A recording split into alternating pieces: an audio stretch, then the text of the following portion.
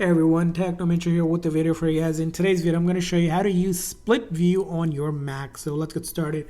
So if you're on a Mac and let's say you have a couple windows open and you want to do split view, first thing you're going to do is locate that green dot right here and then hover over it or long press and hold. So if you long press and hold, a menu will pop up. So what happens is if you hover or long press, you can now move the tile either to your left or the right side. So let's go with the left side here.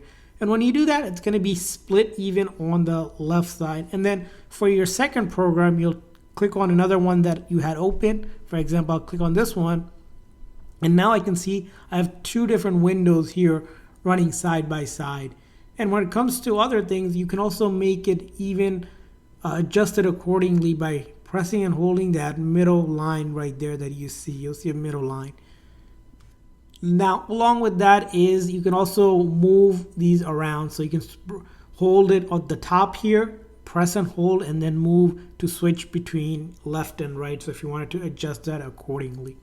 And if you ever want to exit out of it, you just simply click on that green dot again, and it will go ahead and exit you out from the split view.